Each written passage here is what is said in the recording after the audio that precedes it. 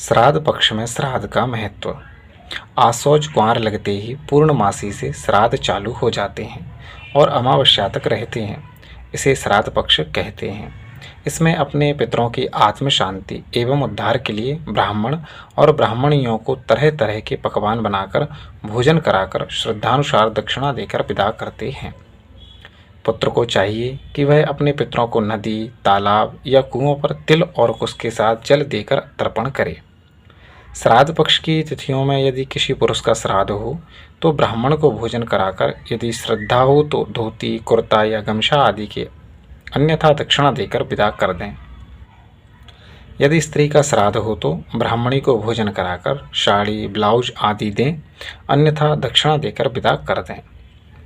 खीर, पूरी, दही बड़े, मालपुआ, इमरती, रबड़ी, केसरिया, मेवा का दूध आदि व्यंजनों की रसोई से पितर बहुत तृप्त होते हैं। पितरों को श्राद्धान्न अमृत के रूप में मिलता है, जो जिस योनियों में होता है उसे वहीं पर मंत्रों द्वारा भोजनान्न पहुँचता है। श्राद्ध पक्ष में तिल के साथ तर्पण करना श्रेष्ठ है। पितरों को तर्पण अवश्य करना चाहिए, क्योंकि कुशा, तर्पण में कुशा का प्रयोग इसलिए होता है क्योंकि इसमें ब्रह्मा, विष्णु और शंकर जी का वास है। नंबर 1, कौवा। यह यम पक्षी है, इसलिए श्राद्ध के अन्न का एक अंश इसे भी दिया जाता है। नंबर 2, गाय। यह वैतरणी को पार लगाती है और यह पितरों को भूलोक से भुवलोक तक पहुंचाने का काम करती है। इस कारण यह गाय माता है।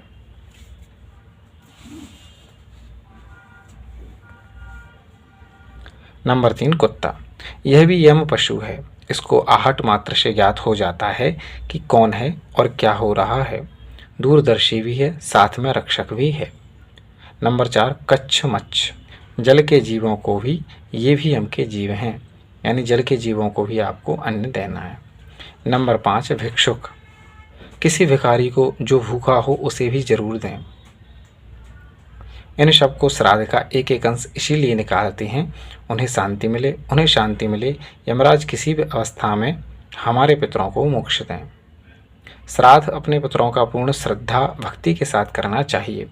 ब्राह्मण को भोजन कराते समय अपने पितृश्वरों के स्वरूप का ध्यान करना चाहिए, क्योंकि उस समय वे ब्राह्मण में प्रविष्ट हो जाते हैं।